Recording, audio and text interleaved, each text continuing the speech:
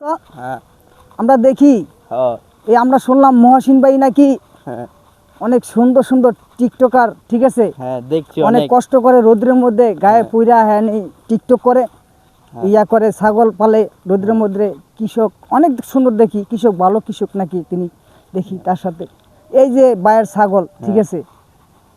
ওই যে বায়ের ছাগল, এইখানে বায়ে অনেক কষ্ট করে, এই জন্য আমরা এখানে দেখার জন্য আসলাম। অনেক সুন্দর না দোস্ত? অনেক সুন্দর দেখা যায় ভাই। এখন ভাই আমরা দেখি ভাই কোথায় আছে।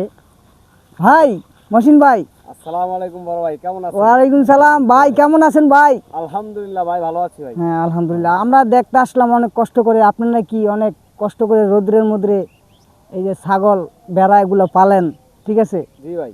তা আপনি কিভাবে এত রোদের মধ্যে সম্ভব করেন? আমরা তো মানে 5 মিনিটও থাকতে পারি না, এই যে আসলাম মানে অনেক রোদ সহ্য করতে পারি না, কিন্তু আপনি কিভাবে পারেন? ভাই হলো নিজের আত্মবিশ্বাস, তাই আত্মবিশ্বাস নেই কাজ করতে আছি, এতেই ভাই আমি পালতে আছি ভাই।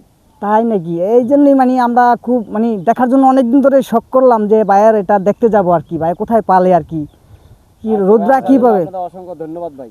থ্যাংক ইউ ভাই, ধন্যবাদ। আর দেখার মানে অনেক শান্তি পাইলাম, ঠিক আছে? আর নিজের আপনার কষ্টটাই অনুভব করতে পারলাম যে রোদ্রের মধ্যে কীভাবে আপনি আর কি এইরকম ছাগল বেড়া পারেন আর কি, ঠিক আছে ভাই?